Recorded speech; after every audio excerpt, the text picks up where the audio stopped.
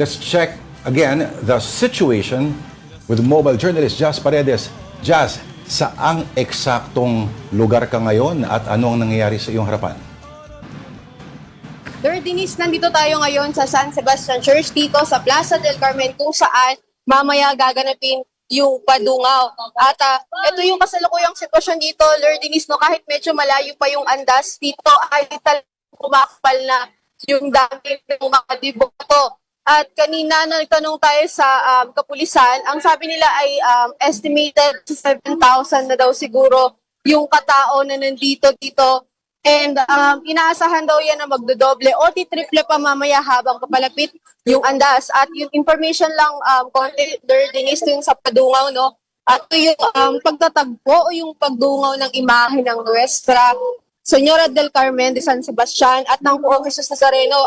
Ito ay isang religious courtesy sa hari at reyna ng Quiapo.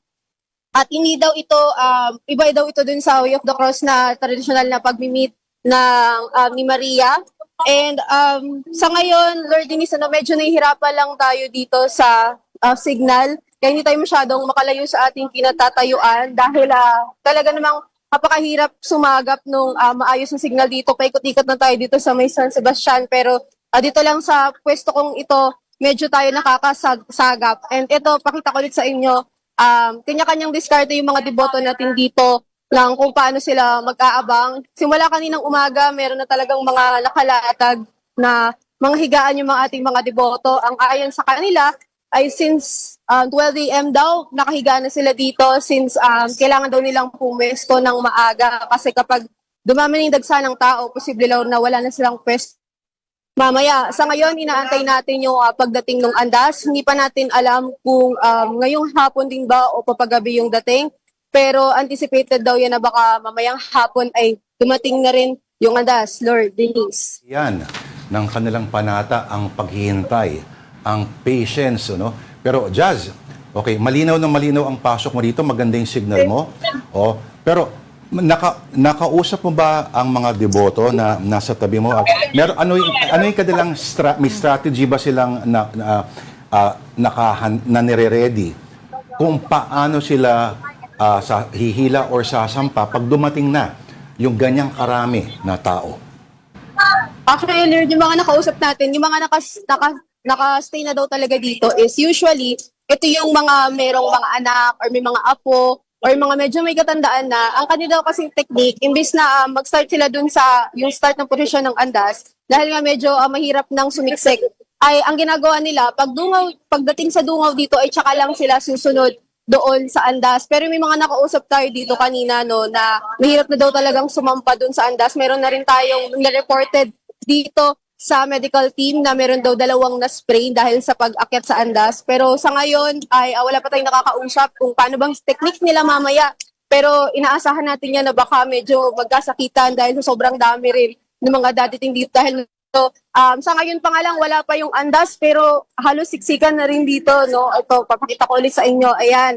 So, hindi pa dumadating yung andas niyan pero ang dami na rin talagang tao na nakaabang dito. Ang iba dyan, galing na daw talaga dun sa andas kanina. So, dito na sila dumiretso para antayin yung dungaw mamaya, Lord. Oo. Jazz, yung mga nag-iintay dyan sa, yung mga kumakaway sa likod mo, no? Since 12 midnight, nakausap mo ba sila? Ano ba yung kanilang mga pinagdadasal? Dahil 14 hours na silang naka-standby dyan. May nakausap tayo kanina, no, simula 12 a.m. Ang kanila daw kasing panata, ang pagkakakwento niya, simula 1999 na daw sila talaga deboto ng mahal na Poong Nazareno. And ang kwento nila is, yun nga, ang kanila daw faith talaga ay para sa kanilang family. And yung nakausap natin, nung nag-start mo siyang maging deboto, ay bitbit niya yung kanyang anak na 1-year-old pa lang during that time. Tapos kanina nung nakausap natin siya, yung bitbit niyang anak na yon, may bitbit na rin sarili niyang anak. Tapos ang suot pa niyang damit ay yung pinasuot sa kanya nung sanggol siya. So, 3 generation yung naabutan natin dito kanina. So, para siyang continuation ng kanilang tradisyon sa henerasyon ng kanilang pamilya. Pero yung iba naman sa nakausap natin, after magkasakit, ay kanila na daw naging panata talagang umattend dito sa transition dahil nga kanilang pasasalamat at pagbibigay, pagbabalik ng kanilang yung kanilang faith, yung pananampalataya Meron din dito mga namimigay ng pagkain. Ito yung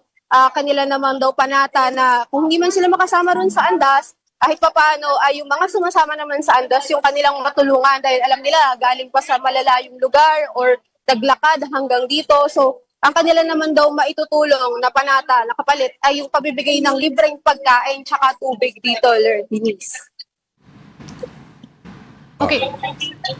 Jazz, I was gonna touch on what you said, yung magbibigay ng pagkain. Ano ba mga pinapasa-pasa dyan ng mga pagkain ngayon? Anong umiikot dyan?